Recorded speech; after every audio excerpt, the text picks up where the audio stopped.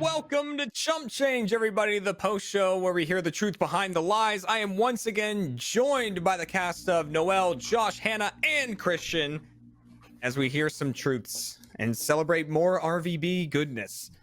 So, we got one truth. We got the crazy Snoop Dogg story there from Christian, which I had no idea. And he said, okay, get this. We're going to put this on camera because he said after the show, I was like, well, I've never heard this before. Like that you're related to, and he goes, it never really came up. I'm like, that needs to come up. That needs to come up more. It's your responsibility at that point. Yeah, am I supposed to just walk around in meetings and be like, oh, by the way, guys, did I tell you I'm related to Snoop Dogg? Like, heads up. I feel like fact. Did you know Snoop Dogg comes up enough that like I feel like you need a rate. Like anytime Snoop Dogg comes up, you'd be like, I'm related to that guy. That's points. That's I've been to his house. I've been to his house. Have you seen the show Cribs? Have you seen Cribs? Yeah. Like if Cribs comes up, you can use that as a segue. Oh my goodness. Absolutely. But that means because we got that true story, that was the only true story we had in the envelope round. So we got two lies, but we need to hear the truths behind it. So let's start with Josh, because Josh's story was that he got his start in production thanks to a robbery. So what went down there? What was the cause of that, and how did it all work out? Do tell. So I was living with my cousins and my tita and tito in high school, and I came home from school one day, and there were cops in the front yard, and they were like checking stuff out, and I walked into the back, and to the back of the house was like the room I was sharing with my cousin Carlos, and our room was just like, it wasn't trashed or anything, but all of our stuff was gone, minus the furniture. The furniture was still there. So they had like just cleaned out the room. What? God. So they got like laptops and like DVD players and all that stuff. They were about to take my cousin's PS2. They had it like packed up, and for whatever reason, they left it behind. So we ended up getting a teeny tiny insurance check, and I didn't have much. I couldn't replace all of my stuff, but I remember wandering the aisles of like a Best Buy, and I ended up buying this very cheap, crummy Handycam that like recorded to like mini DV tapes. It wasn't even a good camera for the time, but that's when I got my first like video camera. And I started recording everything. I just brought it around everywhere. I started using it at school, and I became like, when someone needed to get something filmed, I became that guy. Was it a Z1U? Yeah. I thought you were going to be like, so I could be the cop. I could be cops. I could go film and catch people. Right, yeah. I became a vigilante. Yeah, vigilante with your camera. A single light over the PS2. What do you know? What did you see? Who did this to you? What is today's date? Yeah.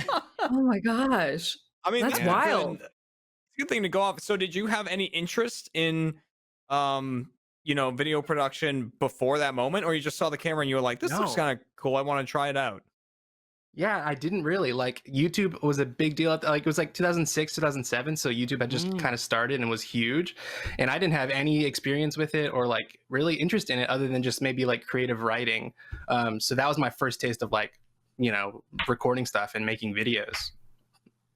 That's so awesome. Cool. That's awesome. It's a good thing to come out of a bad situation. Thanks to the robbers. Yeah. Do you have those DVD tapes still? Hey, here's to you, robbers. Hold on. Enjoy the laptop. You really. No. Oh no. Yeah, I do not still have the tape. No. So, because the lie that Josh was trying to tell during that one is that he helped a comedian smuggle their dog into his college campus. So, but that's actually Hannah's story. Hannah, how did the dog smuggling go? What was that all about? So basically, when I was in college, I was for the back half of my time in college, I ran the comedy group of the activities committee at our school. So I was the one who would bring comedians to campus with my club. And so we had booked comedian Tig Notaro, if anyone's familiar with her. Very funny, wonderful comedian. And she showed up with her wife, and I'm usually the first one to like greet the comedians when they get there. And she had hilariously what Josh got right was that it was a very small white, like little, handbag sized dog. Right. And so you did get that right. Easier to smuggle than like Jeremy. While we were on the break, you said you would have probably been like a Rottweiler. I would have just gone for it. Yeah, I would have Not put him in a as easy to van. smuggle. Yeah. So she had a very small dog with her, and she was like, "Hey, can I bring my dog in?" And it was in like our campus center, and we're definitely not allowed to have dogs or animals in there.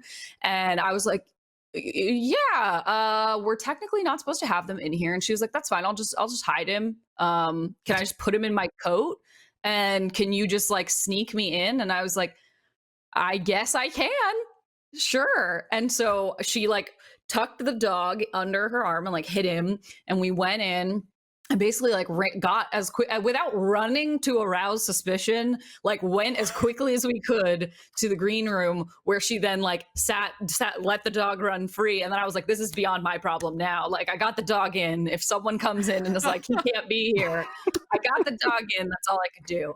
So distance yourself from the situation. I was like, I did my part. I'm done. I am no longer going to be. You can't hold me attainable for this. And I think it was fine. The dog was not taken captive by the officials, so it worked out. Yeah. Wasn't arrested. Can I say, like, the only thing that told me that it was your story was I just know you foster cats, so I was just like, I think Hannah would break a rule for an animal. To help an animal, yes. Yeah. That is the condition. That tracks. That is true. Well, That does track. When we were talking about it, between the show and the post show, and I brought up the Rottweiler thing, it's because I love when people, when they need to come up with a lie, they just come up with these like so absurd, like absurdly bizarre things that people think about it and they go, well, it must be true because no one in their right mind would make it up. Yeah. And I love that because Christian kind of did that with the sloth bust. I'm sorry. I did that to you. I'm so sorry. No, it was great. But it was great because it's a real double-edged sword of a thing. Because as the as the contestant, when you hear something that's insane, you think to yourself, okay, no one would make this up, so it has to be true. But if I say that it's true and it's a lie, I'm going to look like a fool for believing that something like that could be true. It's such this double-edged sword of like, of course it isn't true when you hear it's not, but in the moment you really make yourself believe. And of course the sad spin of the girlfriend. Oh my god! Yes, amazing! Oh my gosh! I was trying to break you. I was trying to break you. By doing that, you made it more believable. You gave more credence. Noel, you helped me so much on that one, man. Yeah.